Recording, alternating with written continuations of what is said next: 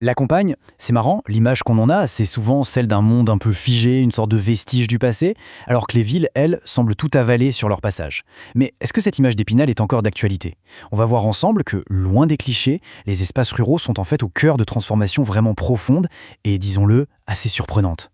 Regardez ce contraste. D'un côté, l'image classique, celle qu'on connaît tous, des champs à perte de vue, un petit village paisible.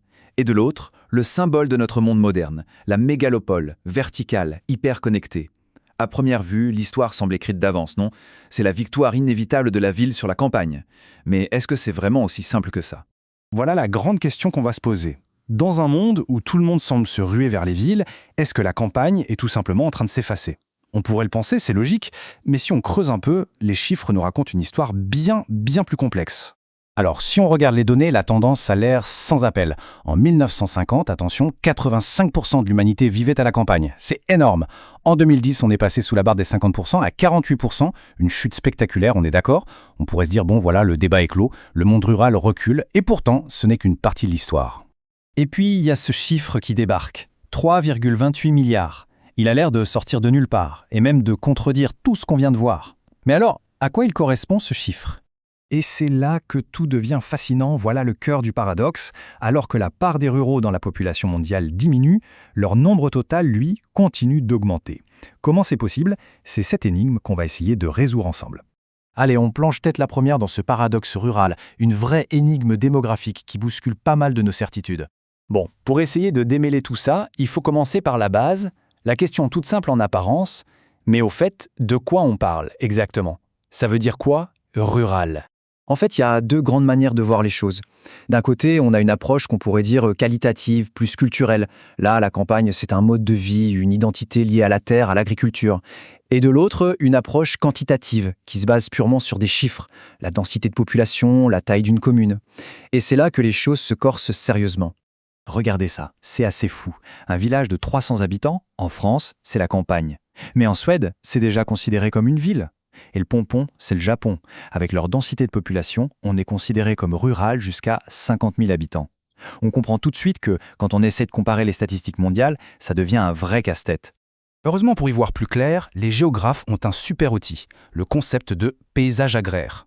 C'est tout simple, c'est l'empreinte visible de l'agriculture sur un territoire. En gros, c'est tout ce qu'on voit, les champs, les chemins, les maisons. C'est une façon de lire le paysage pour comprendre comment une société s'organise. Par exemple, un élément clé de ce paysage, c'est l'habitat. Soit on a un habitat groupé, avec toutes les maisons bien serrées au cœur d'un village, soit, au contraire, on a un habitat dispersé où chaque ferme est isolée, comme une petite île au milieu de ses terres. Rien que ces deux organisations, ça nous raconte déjà une histoire très différente sur la société qui a façonné ce paysage. Ok, maintenant qu'on a vu que la définition même de rural est compliquée, voyons voir quelles sont les grandes forces qui sont en train de transformer ces campagnes, et ce, partout sur la planète. Ce qu'il faut bien avoir en tête, c'est que la ruralité aujourd'hui, c'est avant tout un phénomène asiatique et africain. Regardez, ces deux continents concentrent près de 9 ruraux sur 10 de la planète. C'est énorme. C'est donc principalement dans les pays du Sud que se joue l'avenir du monde rural. Alors revenons à notre fameux paradoxe. Comment on l'explique? C'est en fait assez simple. C'est la combinaison de deux forces. D'un côté, la fécondité reste plus élevée dans les campagnes, surtout dans les pays du Sud, donc il y a beaucoup de naissances, ce qui fait augmenter la population mécaniquement. De l'autre côté, une partie de cette population part vers les villes, c'est le fameux exode rural. Mais, et c'est ça la clé, cet exode n'est pas assez important pour compenser toutes les naissances. Et donc au final, le résultat net, c'est que même si la proportion de ruraux baisse, leur nombre total sur Terre, lui, continue de grimper. Bon, assez de chiffres et de théories. Si on partait faire un petit tour du monde des paysages agraires pour voir concrètement à quoi ça ressemble. Premier arrêt, l'open field, les fameux champs ouverts. Un paysage typique des grandes plaines céréalières, sans haies, sans clôture. L'habitat, lui, est bien concentré en village. C'est le reflet d'une organisation agricole qui a été historiquement très collective et tournée vers les grandes cultures. Et là, changement de décor total avec le bocage. C'est tout le contraire, un paysage tout en fermeture, une sorte de mosaïque de champs clos par des haies. L'habitat y est dispersé, chaque ferme est au centre de son exploitation. On voit bien ici l'expression d'une agriculture beaucoup plus individualiste, souvent tournée vers l'élevage. On quitte l'Europe pour un système qui est juste fascinant, le paysage sérère, au Sénégal. C'est une construction humaine incroyablement organisée en anneaux concentriques autour du village. Chaque anneau a une fonction bien précise et le tout associe de manière hyper ingénieuse l'agriculture et l'élevage pour créer un équilibre durable. Et pour finir ce petit voyage, un paysage absolument crucial qui nourrit une part immense de l'humanité, la rizière asiatique. Il faut bien comprendre que ce n'est pas du tout un paysage naturel. C'est un écosystème artificiel qui a été sculpté par la main de l'homme pendant des millénaires pour maîtriser l'eau et permettre une production intensive. Ok, après ce tour d'horizon, on se pose forcément la question, mais alors, quel est l'avenir de ces campagnes, face aux crises et aux changements d'aujourd'hui ? Et là, on voit bien que les défis sont radicalement différents.